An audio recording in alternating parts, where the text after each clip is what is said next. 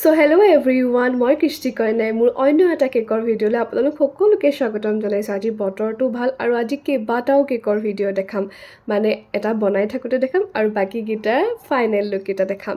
এইটো আছিলে কেইদিনমানৰ আগৰে কেকৰ ভিডিঅ' আৰু মোক অৰ্ডাৰ কৰিছিলে আমাৰ ওচৰৰে গাঁও এখনৰ পৰা দাদা এজনে আৰু কৈছিলে ছোৱালীজনীয়ে পিংক কালাৰ আৰু বাৰ্বি বিৰাট ভাল পায়, তো তুমি সেনেকৈ বনাবা। আজিলৈকে মই বহুতকেইটা পিংক কালাৰ কেক বনাইছোঁ, যিহেতু ছোৱালীবিলাকে খুব বেছি ভাল পায় পিংক কালাৰটো আৰু বাটাৰফ্লাই থাকিলেতো ক'বই নালাগে। গতিকে কেকটোত গ্ৰীণ কালাৰ লিফো দি দিছোঁ আৰু লিফ দিওঁতে মানে কেকটো ইমান বেছি ভাল লাগিছে, বিৰাট বেছি ব্ৰাইট দেখাইছে।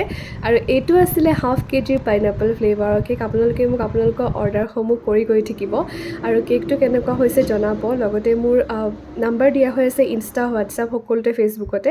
আৰু এইটো আছিলে 1 কেজিৰ তল কেক। এইটো কেক যে মোৰ বিৰাট বেছি ভাল লাগিছিল, বনাওঁতেও ভাল লাগিছিল আৰু এই কেকটোৰ ৰিভিউ বিৰাট ভাল আছিলে।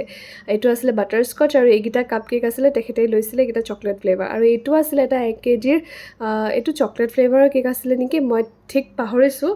এইটো এটা আছিলে ৰিবন কেক আৰু এইটো আছিলে কৈছে 1 কেজি। আৰু এইটো আছিলে বেণ্টো কেক। বেণ্টো কেকৰ অফাৰ চলি আছে 200 অনলি। যিকোনো ফ্লেভাৰতে আপোনালোকে অৰ্ডাৰ কৰিব পাৰিব। মই কৈছে মোৰ সকলোতে নাম্বাৰ দিয়া হৈ আছে, মোক অৰ্ডাৰ কৰিব। Thank U.